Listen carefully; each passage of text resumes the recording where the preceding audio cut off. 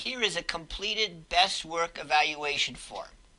You will have 2 of these forms in your portfolio. You are required to include 2 pieces of work from your high school career that demonstrate your ability to produce high quality work.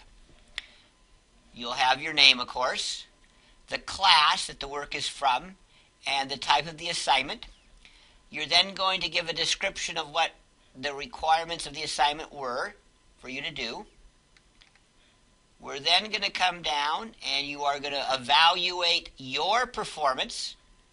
You're going to rate yourself on a scale of 1 to 5, and then you're going to tell us why you deserve that 5. Okay? You're then going to come down and evaluate the product, and then you will rate the product on a scale of 1 to 5. And then you will come down and select 1 or more of the learning goals. And then below the last one, you will explain how your product met the learning goals you had selected.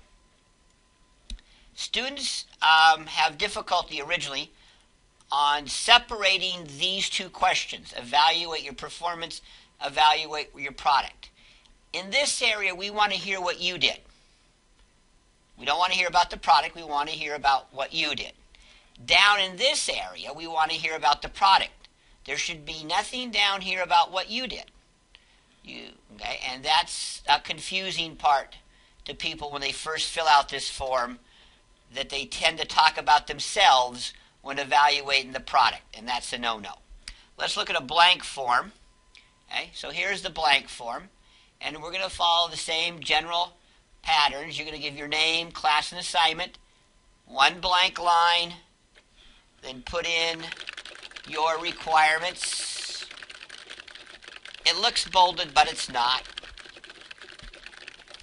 And then after your 2 blank lines, of course, like before, then you're going to go in and put in your explanation.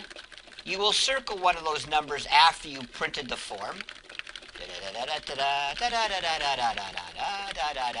Whatever you need to say here. Alright, and of course then when you're done again, you will have 2 blank lines. Okay, then you're going to come in and evaluate the product.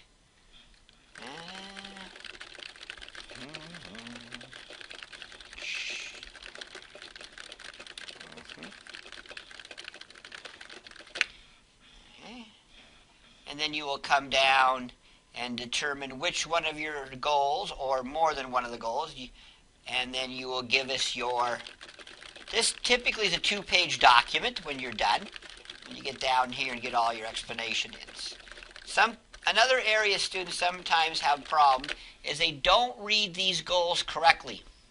For example, number 1, read with comprehension, write with skill, communicate effectively and responsibly in a variety of ways and settings.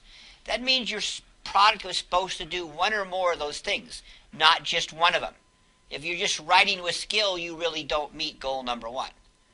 But let's say you had to write a paper, create a PowerPoint presentation, and then do a presentation to class. Now you have met that goal number 1 because you've communicated in a variety of ways. Okay, so be careful about when you read those goals. When this form is done, it needs to go to your advisor or your seminar teacher to read, and then when it goes in your portfolio, you also must include the best work with it. So if your best work is something like a piece of art or something you have built or a piece of music, you have to somehow get a representation of that in your portfolio. Might be a picture of it. If it's a piece of music, you might have the sheet music for it, or you may have a CD you've put in, but your best work must be in your portfolio along with the evaluation form. And that is a best work form.